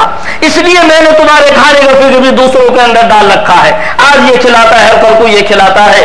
یہ میری کوئی ناراضگی کی بات نہیں, یہ تو دوستی کی بات ہے, یہ تو محبت کی بات ہے. جو تمہارے کھانے کا فکر بھی میں نے دوسروں پہ ڈالا ہے, اور تمہارے کھانے کی فکر بھی تمہارے اندر نہیں رکھی کہ تم اپنے کھانے کا بھی فکر کرو. اللہ کے نبی تو دنیا سے بالکل اس طرح کنارہ کر کے جاتے ہیں جیسے دنیا سے کوئی واسطہ ہی نہیں. حضرت نبی اکرم صلی اللہ علیہ وسلم نے دوسروں کو بھی یہ بتایا دنیا میں کیسے رہیں. کن فی الدنیا کانہ کا غریب, ایسے رہو جیسے کوئی پردیسی ہوتا ہے, یا ایسے رہو او کعابر سبیل, جیسے کوئی چلتا مسافر ہوتا ہے. کوئی چلتا ہوا مسافر کیا کہیں سرائے میں ٹھہر گیا, کیا وہ مکانوں کی فکر کرتا ہے, ایئر کنڈیشنوں کی فکر کرتا ہے, اور دوسری چیزوں کی فکر کرتا ہے؟ وہ تو اپنے رستے کو دیکھتا ہے, یہاں مجھے سرائے میں کتنی دیر ٹھہرنا, اس اسٹیشن پہ کتنی دیر ٹھہرنا, یہ درخت کے نیچے ٹھہر گیا آرام کرنے کے لیے, مجھے کتنی دیر یہاں ٹھہرنا. وہ کہاں ان چیزوں کی فکر کرتا ہے؟ تو جیسے ایک مسافر, چلتا رستہ مسافر, یا جیسے کوئی پردیسی, اس طرح تم زندگی گزارو. اگر صبح ہے تو شام کی فکر مت کرو, اور شام ہے تو صبح کا یہ مت کرو کہ ہمیں صبح بھی ہوگی. تم زندگی اس طرح گزارو. اللہ کے نبی نے دوسروں کو بھی یہ بتایا, اپنے لیے بھی یہ بتایا. آپ کے سامنے خزانے آئے, خزانے لا کے ڈال دیے گئے. آپ نے فرمایا تقسیم کرو. شام کو تقسیم, سارے کا سارا تقسیم کر دیا. لاکھوں آئے, شام تک خزانہ سب کے سب تقسیم کر دیے. عصر کی نماز پڑھی, نماز پڑھنے کے بعد آپ نے سلام پھیرا اور تیزی سے جلدی سے گھر میں گئے. لوگوں کو بھی بڑا تعجب ہوا, کوئی حضرت کیا ہوا, اتنی تیزی سے گھر میں گئے اور پھر اتنی جلدی آپ آئے, اتنی جلدی, اور پھر کیا سب کو حیرت ہوئی. آپ نے فرمایا اس سونے کا ایک ڈلا تھا, میں نے سمجھا کبھی میں بھول نہ جاؤں اور وہ تقسیم کرنے سے رہ جائے, اس لیے اسے تقسیم کرنے کا حکم دے کے آیا ہوں. ایسا نہ ہو کہ رات میں اس حالت میں گزاروں کہ وہ دنیا کی یہ دولت میرے پاس ہو. میں نہیں چاہتا کہ یہ دنیا کی دولت میرے گھر میں رہے اور میں اس حالت کے اندر رات گزاروں. آپ نے اپنے گھر میں اس کے ہوتے ہوئے رات گزارنا بھی پسند نہیں کیا. حضرت بلال رضی اللہ عنہ کو کہا کتنا بچ گیا, کہ جی اتنا بچ گیا. اچھا غربا میں تقسیم کر دو, پھر بھی بچ گیا. عشاء کی نماز پڑھی, اب کتنا بچا, کہ جی ابھی بچ گیا, ضرورت مند نہیں ملے, کہ اچھا تو پھر ہم آج گھر میں نہیں جائیں گے. آج ہم گھر میں نہیں جائیں گے، نبی کے پاس گھر میں کچھ ہو اور وہ نبی رات میں اس حال میں رات گزارے، یہ نبی کے لیے مناسب نہیں۔ آپ گھر میں تشریف نہیں لے گئے۔ صبح کے وقت حضرت بلال رضی اللہ عنہ نے تقسیم کرنا شروع کیا۔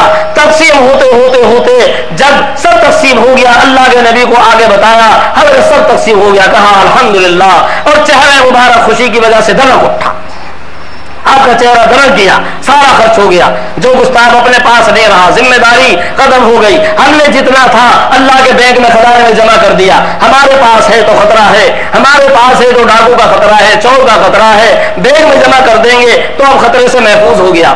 لیکن یہ دنیا کے بینکوں میں جمع کیا، یہ بھی خطرہ، موت آئے گی تو سارا یہاں رہ جائے گا، خطرہ ہے اس کے اوپر بھی۔ اللہ کے خزانوں میں جمع ہو گیا، اب کوئی خطرہ نہیں۔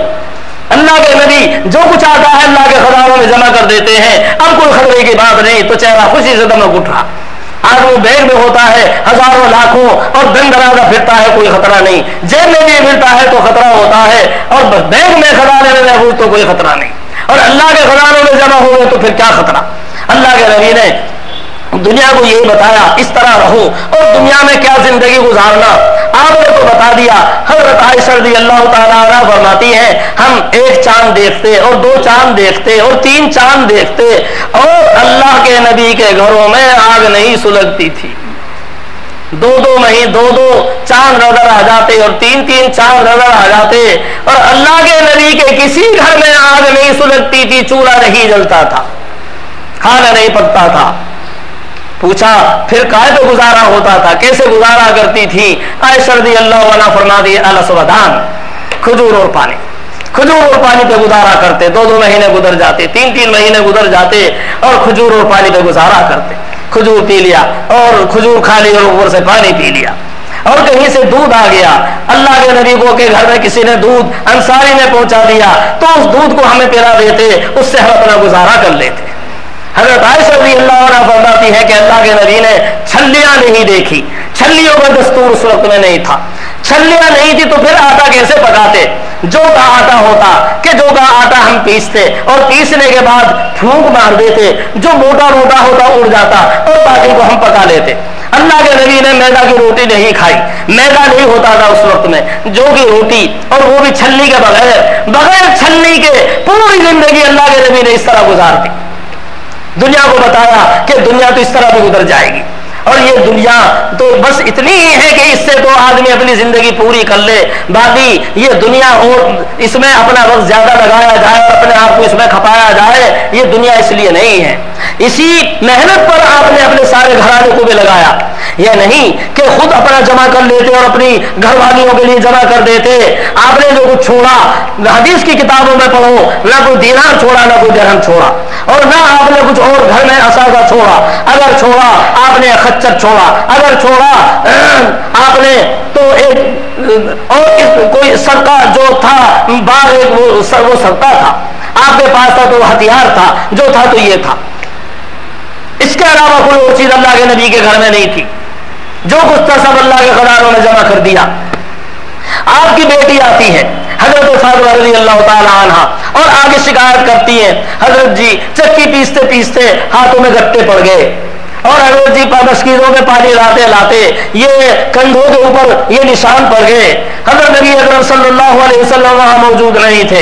حضرت عائشہ رضی اللہ عنہ کو بتایا، مجھے معلوم ہوا تھا کہ کچھ غلام آئے ہیں، اس لیے میں کوئی غلام مانگنے کے لیے آئی تھی، میرے ابا مجھے بھی غلام دے دیتے تو گھر کے کام کاج میں مجھے سہولت ہوتی۔ حضرت نبی اکرم صلی اللہ علیہ وسلم گھر میں تشریف لائے، حضرت عائشہ رضی اللہ عنہ نے بتایا صاحبزادی آئی تھی۔ یہ وہ صاحبزادی ہیں کہ جن کے ساتھ اتنا تعلق ہے اللہ کے نبی کو، من احبھا فقد احبنی ومن عاداھا فقد عادانی، فاطمہ تو بضعۃ منی، فاطمہ میرا جگر گوشہ ہے، میرے دل کا ٹکڑا ہے، اگر کسی نے اس سے محبت کی تو مجھ سے محبت کی، اور کسی نے اسے ایذا پہنچائے تو مجھے ایذا پہنچائی۔ یہ نہیں ہے کہ فاطمہ سے محبت نہیں تھی، اتنی محبت اللہ کے نبی کو، سب سے زیادہ محبت اپنی بیٹی سے۔ سفر میں جاتے تو سب سے اخیر میں حضرت فاطمہ رضی اللہ عنہا سے ملتے، اور جب سفر سے واپس آتے تو سب سے پہلے حضرت فاطمہ رضی اللہ عنہا سے ملاقات کرتے۔ بیٹی سے اتنی محبت۔ لیکن جب وہ غلام مانگنے کے لیے گئی ہیں اللہ کے نبی کے یہاں، اللہ کے نبی گھر میں نہیں، جب معلوم ہوا تو خود سے تشریف لائے، رات کا وقت ہو گیا، یہاں تک کہ جب فاطمہ رضی اللہ عنہا کے یہاں پہنچے تو دونوں بستر پہ آرام کر رہے ہیں، حضرت علی رضی اللہ عنہ بھی اور حضرت فاطمہ رضی اللہ عنہا بھی۔ حضرت نبی اکرم صلی اللہ علیہ وسلم نے آواز دی، تینوں معلوم ہوا کہ ابا جی تشریف لائے ہیں، اٹھنے کا ارادہ کیا، فرمایا کہ نہیں، جس طرح ہو اسی طرح رہو، اٹھنے کی ضرورت نہیں۔ وہاں اطاعت کا حال یہ تھا، اب عباس تشریف لائے ہیں اور علی رضی اللہ عنہ کے خسر تشریف لائے ہیں اور دونوں ایک ساتھ لیٹے ہوئے ہیں، لیکن اللہ کے نبی نے فرما دیا اسی حالت میں رہو، اٹھنے کی ضرورت نہیں۔ وہاں اطاعت کا یہ حال ہے، اسی حالت میں لیٹ گئے، یہ ہے اطاعت۔ باپ آئے اور بیٹی شوہر کے ساتھ ہو پسند کرے گی، لیکن اللہ کے نبی کا حکم ہے اسی طرح لیٹے رہو۔ داماد اپنے خسر کے سامنے اس کی بیٹی کے ساتھ لیٹنا پسند کرے گا، لیکن اللہ کے نبی کا حکم ہے اسی طرح لیٹے رہو، چنانچہ دونوں اسی طرح لیٹے رہے۔ حضرت نبی اکرم صلی اللہ علیہ وسلم تشریف لائے اور دونوں کے درمیان میں بیٹھے، ایک طرف حضرت علی ایک طرف حضرت فاطمہ رضی اللہ عنہا، دونوں کے درمیان میں بیٹھے اور بیٹھ کے حضرت فاطمہ رضی اللہ عنہا فرماتی ہیں کہ حضرت کے قدم مبارک کی ٹھنڈک میں اپنے پیٹ پر محسوس کر رہی تھی، حضرت کے قدم مبارک میرے پیٹ سے لگے ہوئے تھے، اس طرح ہم دونوں کے درمیان میں بیٹھے اور پوچھا کہ تم بیٹی کس وجہ سے گئی تھی؟ میں نے بتایا کہ ابا جی میں اس لیے گئی تھی۔ حضرت نبی اکرم صلی اللہ علیہ وسلم نے ارشاد فرمایا، فاطمہ کیا اس سے بہتر چیز میں تمہیں نہ بتا دوں؟ کہ جی ہاں ابا جی، اس سے اچھا کیا ہے، اس سے اچھی چیز اور بتا دو۔ ہر نماز کے بعد 33 مرتبہ سبحان اللہ، 33 مرتبہ الحمدللہ، 34 مرتبہ اللہ اکبر، ہر نماز کے بعد یہ پڑھ لیا کرو، یہ خادم سے زیادہ بہتر ہے۔ ایسی لاڈلی بیٹی، لیکن ان کو نہیں بتایا کہ دنیا کی یہ ساری چیزیں یہ توجہ کے قابل نہیں ہیں، اپنی آخرت کی فکر کرنی ہے، دنیا تو جس طرح گزری گزر جائے گی، لیکن بھائی اصل تو آخرت کی فکر کرنی ہے۔ خود بھی اسی پر اپنی زندگی لگائی، اللہ کے نبی نے اپنے گھر والوں کو بھی اسی کے اوپر لگایا، اپنے حضرات صحابہ رضی اللہ عنہ اجمعین کو بھی اسی پر لگایا۔ آپ نے محنت کی، مکانوں پہ محنت نہیں کی، مسجد بھی اپنا معمولی سی بنا لی، کھجور کی چھڑیاں اور پتھر کے ٹکڑے وہ جمع کیے اور مسجد بھی بن گئی۔ مسجد میں چراغ بھی 100 ہجری کے اندر جلا، نبی اکرم صلی اللہ علیہ وسلم کی ان چیزوں کی طرف توجہ نہیں کی، لیکن محنت کی تو کس پر کی؟ آپ نے انسانوں پر محنت کی، ان کے دلوں پر محنت کی، ان کے ایمانوں پر محنت کی، اور آپ نے محنت کر کے حضرت ابوبکر صدیق رضی اللہ عنہ کو ابوبکر صدیق بنایا، عمر فاروق کو عمر فاروق بنایا، عثمان غنی کو عثمان غنی بنایا، حضرت علی کو حضرت علی بنایا۔ آپ نے محنت کر کے بلال کو بلال بنایا۔ کہاں ایک پکارا کلوتا غلام، اور آپ کی محنت کرنے سے آج وہ غلام ایسا بنتا ہے۔ اللہ کے نبی فرماتے ہیں کہ بلال کون سا تم عمل کرتے ہو؟ کیوں؟ حضرت فرماتے ہیں کہ میں جب جنت میں گیا تو میں نے اپنے آگے آگے تمہارے پیروں کی آہٹ محسوس کی، جیسے تم میرے آگے آگے جا رہے ہو، کون سا ایسا عمل کرتے ہو؟ بلال رضی اللہ عنہ کہتے ہیں حضرت جی عمل تو کچھ نہیں ہے، بس میں نے یہ طے کر رکھا ہے جب وضو ٹوٹ جاتا ہے وضو کر لیتا ہوں اور 2 رکعت نماز پڑھ لیتا ہوں، بس میں نے یہ طے کر رکھا ہے۔ فرمایا کہ ہاں اسی وجہ سے اللہ نے تم کو یہ چیز دی ہے۔ کہا حبشی غلام، کالا کلوٹا، کوئی بات کرنے کے لیے بھی تیار نہیں، لیکن جب اللہ کے نبی نے اس کالے کلوٹے غلام کے اوپر محنت کی، دنیا کا کوئی آدمی بات کرنے کے لیے تیار نہیں، لیکن اب اس کا وہ مقام بنتا ہے کہ اللہ کے نبی کے سامنے جنت میں آگے آگے جا رہے ہیں، خادمانہ غلامانہ خادمانہ انداز پہ آگے آگے ان کی آواز اور پیروں کی سرسراہٹ محسوس ہو رہی ہے۔ آپ نے محنت کی تو بلال بنے، آپ نے محنت کی، کتنے صحابہ کیا نمونہ چھوڑ کر گئے نبی اکرم صلی اللہ علیہ وسلم۔ اس جماعت سے مقدس جماعت نہ کبھی پہلے دنیا میں کسی نے دیکھی نہ بعد میں دیکھی، ایسا نمونہ چھوڑ کر گئے اللہ کے نبی، کیسا نمونہ چھوڑ کر گئے۔ اس کی بھائی وقت ختم ہو گیا، اب بتانے کا وقت نہیں، کیسا نمونہ چھوڑ کر گئے، کیسا معاشرہ آپ چھوڑ کر گئے۔ کوئی گناہ کی ہمت نہیں کرتا اور جرأت نہیں کرتا اور ارادہ نہیں کرتا، اور اگر بشری تقاضے پہ کوئی گناہ بھی ہو جاتا ہے، کوئی فوج نہیں پکڑتی اور کوئی پولیس نہیں پکڑتی اور کوئی سپاہی نہیں پکڑتے، وہ آدمی خود بے چین ہوتا ہے اور آ کے عرض کرتا ہے اللہ کے نبی طاہر نہیں، مجھے پاک کر دیجئے، حضرت جی مجھے پاک کر دیجئے۔ بھائی کیا ہوا؟ حضرت جی مجھ سے زنا ہو گیا۔ آپ ادھر سے اعراض کر لیتے ہیں، ادھر سے ادھر کو اعراض کر لیتے ہیں، اور پھر بھی جب وہ باز نہیں آتا आप उसे कहते हैं अरे तुझे भूल हो गई होगी, सही हो गया होगा, और तू अनजाने पर में कह रहा होगा, और तूने ऐसा किया होगा। अरे हजरत जी नहीं, बिल्कुल पक्का पक्का मैंने ऐसा किया है, मुझे पाक कर दीजिए।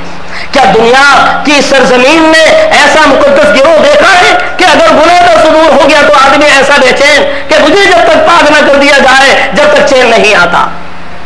ये वो गिरोह छोड़कर गए अल्लाह के नबी, वो गिरोह छोड़कर गए कि 100% नमाजी, 100% दाढ़ी वाले, 100% तमाम सुन्नतों के पाबंद, और एक सुन्नत उनके नजदीक जमीन आसमान से ज्यादा कीमती। सारी चीज बर्बाद हो जाए, मकान लुट जाए, दुनिया लुट जाए, लेकिन एक सुन्नत हमसे नहीं छूट सकती, और एक सुन्नत का छूटना गवारा नहीं। दुनिया के सारे खजाने छूट जाए लेकिन एक सुन्नत हमसे नहीं छूट सकती।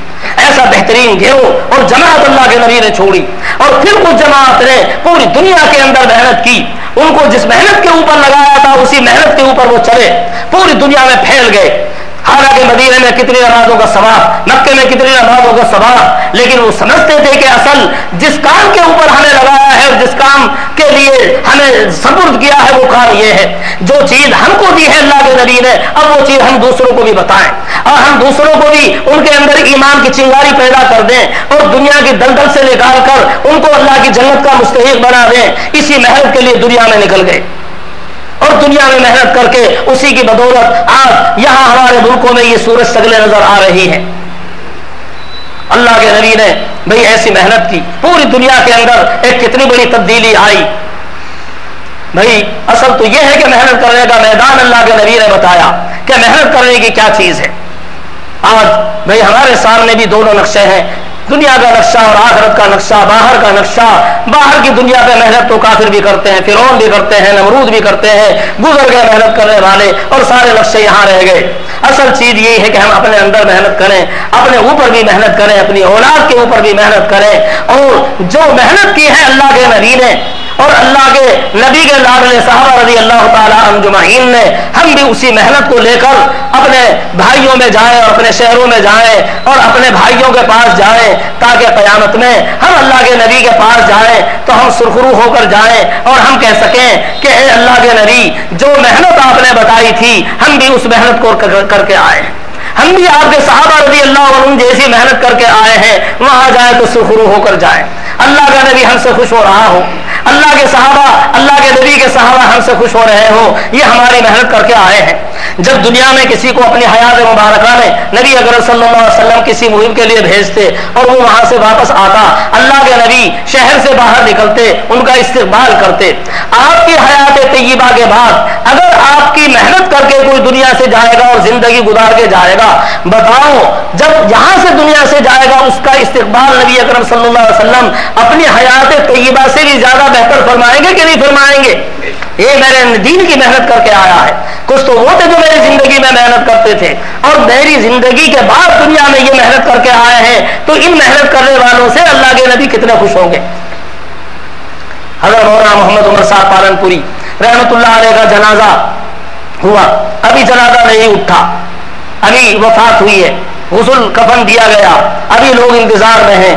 एक साहब बड़े नेक आदमी, उन्होंने ख्वाब में देखा, बल्कि बैठे हुए ख्वाब क्या, अभी बस बैन नौम वल यक़ज़ा देखा कि अल्लाह ताला हुक्म फरमा रहे फरिश्तों को, हज़रत नबी अकरम सल्लल्लाहु अलैहि वसल्लम की कब्र मुबारक से फर्श निकाल कर मौलाना की कब्र में बिछा दो, और हज़रत नबी अकरम सल्लल्लाहु अलैहि वसल्लम की कब्र मुबारक में जन्नत से नया फर्श लाकर बिछा दो। हज़रत नबी अकरम सल्लल्लाहु अलैहि वसल्लम का फर्श निकाल कर मौलाना की कब्र में बिछा दो। जो जिंदगी का एक एक लम्हा अल्लाह के नबी के दीन के लिए कुर्बान करके गया हो, अगर उसका यह एजाज और इकराम किया जाए तो ताज्जुब की क्या बात है। इससे भी ज्यादा क्या क्या किया जाएगा, हम तो उसको सोच भी नहीं सकते और तस्वुर भी नहीं कर सकते। इसलिए भाई असल तो मेहनत करने की यही चीज है। अंबिया अलैहिमुस्सलाम ने इसी मेहनत को बताया है और हज़रत नबी अकरम सल्लल्लाहु अलैहि वसल्लम इसी मेहनत को करके गए हैं और हमारे लिए भी इसी मेहनत को पसंद किया है।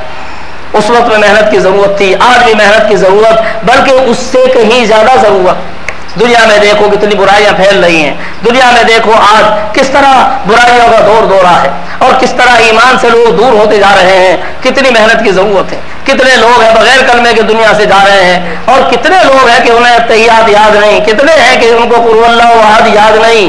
ہم ساری چیزیں دیکھ رہے ہوں اور ہم ان کی کوئی فکر کرنے والے نہ ہوں۔ اس لیے بھائی اصل تو یہ ہے، اور مکان اور کوٹھی اور یہ ساری چیزیں تو اصل محنت کا میدان نہیں ہے، اصل محنت کا میدان تو یہ ہے ہم خود اپنی ذات پر محنت کریں، اپنی ایمان پر محنت کریں، اپنے بھائیوں کی انہی چیزوں کے اوپر محنت کریں، اور یہ محنت کرتے کرتے ہم دنیا سے چلے جائیں یہاں تک کہ اللہ کا نبی ہم سے خوش ہو جائے، حضرات صحابہ رضی اللہ تعالیٰ عنہ جمعین ہم سے خوش ہو، اور ایک ایک لمحے پر، ایک ایک صبح اور شام کی محنت پر دنیا و ما فیہا سے زیادہ خزانے ہم کو مل رہے ہوں۔ حضرت نبی اکرم صلی اللہ علیہ وسلم نے فرمایا دنیا سے جانے کے بعد کوئی انسان دنیا میں واپس آنے کی تمنا نہیں کرے گا، اگرچہ اس کو دنیا و ما فیہا کے سارے خزانے دینے کو کہا جائے، دنیا میں جتنے خزانے سارے تم کو دیں گے، لیکن تم دنیا میں چلے جاؤ تو کوئی آنے کے لیے تیار نہیں ہوگا اس شخص کے علاوہ جو اللہ کے راستے میں محنت کرتے کرتے شہید ہو گیا۔ یہ تو تمنا کرے گا کہ میں دوبارہ جاؤں اور دوبارہ جا کے پھر اللہ کے راستے میں شہید ہو جاؤں اور پھر جاؤں اور پھر شہید ہو جاؤں اور پھر جاؤں اور پھر شہید ہو جاؤں، چونکہ وہ دیکھے گا اللہ کے راستے میں محنت کرنے پر اور اللہ کے راستے کی اس قربانی پر اللہ تعالیٰ نے کیا دیا ہے، اس کی وجہ سے وہ تمنا کرے گا کہ کاش میں پھر جاؤں تو پھر اتنا ہی ملے، اور پھر جاؤں اور پھر شہید ہو کر آؤں اور پھر اتنا ہی ملے۔ تو اللہ کے دین کی محنت کرنے والے اور اپنی جان کو اس میں کھپانے والے تو تمنا کریں گے کہ کاش پھر ہمیں دنیا میں جانے کا موقع ملے اور پھر محنت کر کے اپنی زندگی کو اسی طرح گنوا کر اللہ کے راستے میں اور قربان کر کے آئیں، ورنہ کوئی دنیا میں آنے کی تمنا نہیں کرے گا۔ وہاں معلوم ہوگا کہ اس دین کی محنت کرنے پہ اللہ تعالیٰ کیا کچھ نوازتے ہیں۔ بھائی وقت ہو گیا ہے، اب آپ حضرات، میں سمجھتا ہوں کہ آپ حضرات نے غور سے اور اطمینان سے سنا ہے، اور یقیناً آپ حضرات نے اس وقت میں فیصلہ کر لیا ہوگا کہ بھئی ہمیں تو اب اپنی پوری زندگی اسی کام کے لیے لگانی ہے۔ بھئی اس وقت جو حضرات اپنے آزار کی وجہ سے نام نہیں لکھوا سکے وہ حضرات بھی کوشش کریں اپنے کاموں کو آگے پیچھے کر کے، انشاءاللہ ہم کو بھی نام لکھوانے ہیں اور ہم کو بھی اللہ کے راستے میں نکلنا ہے، اور سب نیت کریں کہ انشاءاللہ ہم کو اپنی زندگی اللہ کے دین کی خدمت کے لیے لگانی ہے، اپنی اولاد کو بھی اس کے لیے تیار کرنا ہے، اور بھائی کم از کم اس کا تو سب اہتمام کریں، 5 وقت کی نماز تکبیر اولیٰ کے ساتھ پڑھنے کا اہتمام کریں، نماز سے پہلے نماز کے بعد کی سنتیں نفلیں ان کو بھی پابندی سے پڑھیں، جو مسنون نمازیں ہیں اشراق، اوابین، تہجد، ان کی بھی فکر کرنی چاہیے اور اہتمام کی کوشش کرنی چاہیے۔ جو حافظ وہ جو قرآن پاک پڑھے ہوئے ہیں، قرآن پاک کی تلاوت کا روزانہ کچھ نہ کچھ اہتمام کرنا چاہیے، چاہے 1-2 رکوع کیوں نہ ہو، اور جو سیکھ سکتے ہیں قرآن پاک تو وہ تھوڑا تھوڑا سیکھنا شروع کریں، خاص طور پر جو ساتھی جماعت میں جانے والے ہیں اگر قرآن شریف پڑھے ہوئے نہیں تو تھوڑا تھوڑا کم از کم سیکھنے کی کوشش کریں۔ یہاں رہتے ہوئے بھی جماعت میں نہیں جا سکتے، بھائی یہاں رہتے ہوئے بھی اپنے ساتھیوں سے مل کر اپنے امام سے رابطہ قائم کر کے تھوڑا تھوڑا روزانہ پڑھنا شروع کریں، ایک حرف بھی پڑھنا شروع کریں گے تو وہ سال بھر میں بہت سارا انشاءاللہ پڑھ سکتے ہیں۔ تیسرا کلمہ، استغفار، درود شریف، صبح شام ان تسبیحات کی بھی پابندی کریں، چلتے پھرتے بھی اپنے آپ کو اللہ کے ذکر میں لگائیں، زیادہ سے زیادہ درود شریف کا اہتمام کریں، اور بھائی اپنے ہمارے ذریعے سے کسی کو تکلیف نہ پہنچائیں اس کی کوشش کریں، ہر کسی کا اکرام اور دوسروں کی خدمت کرنے کا جذبہ ہمارے اندر ہونا چاہیے، اس کی کوشش کریں، اپنے سب کام سنت کے مطابق کرنے کی کوشش کریں، بیاہ شادیاں پوری زندگی سنت کے مطابق گزارنے کی کوشش کریں۔ اللہ تعالی ہم سب کو عمل کرنے کی توفیق عطا فرمائے۔ اللهم صل على سيدنا ومولانا وحبيبنا محمد وعلى آل سيدنا ومولانا وحبيبنا محمد وبارك وسلم تسليما كثيرا كثيرا۔ ربنا ظلمنا أنفسنا وإن لم تغفر لنا وترحمنا لنكونن من الخاسرين۔ ربنا تقبل منا إنك أنت السميع العليم وتب علينا إنك أنت التواب الرحيم۔ ربنا لا تؤاخذنا إن نسينا واخطأنا ربنا ولا تحمل علينا إصرا كما حملته على الذين من قبلنا ربنا ولا تحملنا ما لا طاقة لنا به واعف عنا واغفر لنا وارحمنا أنت مولانا فانصرنا على القوم الكافرين. یا اللہ ہمارے گناہوں کو معاف فرما، ہماری خطائیں لفظ سے معاف فرما، ہمارے حاضر ہونے جمع ہونے کو قبول فرما، کہنے سننے کو قبول فرما، جو باتیں کہی گئی ہیں ان سب پر ہم سب کو عمل کرنے کی توفیق عطا فرما. ہمارے ساتھیوں نے جنہوں نے نام لکھوائے ہیں یا اللہ ان کے نکلنے کو قبول فرما، نکلنا آسان فرما. یا اللہ ان کی پوری حفاظت فرما، اس رستے کی برکتوں سے انہیں مالا مال فرما. یا اللہ ان کے گھر والوں کی حفاظت فرما. یا اللہ ان کے بعد میں ان کے گھر والوں کی پوری حفاظت فرما. یا اللہ جو اپنے آزار کی وجہ سے نام نہیں لکھوا سکے یا اللہ ان سب کو نکلنا آسان فرما، اور ہم سب کو اور ہماری اولاد اور نسلوں کو اپنے دین کی خدمت کے لیے اخلاص اور استقامت کے ساتھ یا اللہ قبول فرما. یا اللہ بیماروں کو شفا عطا فرما، قرض داروں کو دوسری نصیب فرما، پریشان حالوں کی پریشانیاں دور فرما، بے اولادوں کو صالح اولاد عطا فرما، جو نرینہ اولاد کے خواہش مند ہیں ان کو نرینہ اولاد عطا فرما. یا اللہ جو کاروباری الجھنوں میں مبتلا ہے ان کی کاروباری الجھنیں دور فرما. یا اللہ جس کی جو ضرورت ہے اس کی جائز ضرورت ہے پوری فرما. یا اللہ دین کو عام فرما، اپنی ہدایت کو عام فرما. یا اللہ 100% نمازوں کو زندہ فرما، دین کو زندہ فرما، برائیوں کو ختم فرما. یا اللہ جن علاقوں میں کام کی فضا قائم نہیں ہے یا اللہ وہاں بھی فضا قائم فرما، اور وہاں کوئی راستہ نکال دے، وہاں بھی تیرے رستے کی یا اللہ یہ محنت ہونے لگے. یا اللہ وہاں بھی کوئی سبیل پیدا فرما. یا ارحم الراحمین، یا ارحم الراحمین، ہماری مسجدوں مدرسوں خانقاہوں دینی جماعتوں مرکزوں کی حفاظت فرما. ہمارے تمام کام کرنے والوں کی چھوٹے بڑوں کی حفاظت فرما. جب تک ہماری زندگی مقدر ہے اسلام پر قائم فرما، جب وقت اخیر ہو تو کامل ایمان پر خاتمہ فرما. مرتے وقت کرنا نصیب فرما. یا اللہ مرتے وقت کرنا نصیب فرما. یا اللہ اپنی رحمت کی بارش بھی عطا فرما. یا اللہ جہاں جہاں بارش کی ضرورت ہے وہاں اپنی رحمت کی بارش عطا فرما. یا اللہ جہاں جہاں ضرورت ہے وہاں اپنی رحمت کی بارش عطا فرما. جہاں بارش کی زیادتی سے سیلاب کی شکلیں بنی ہوئی ہیں، لوگ پریشان ہیں، یا اللہ ان کی حفاظت فرما.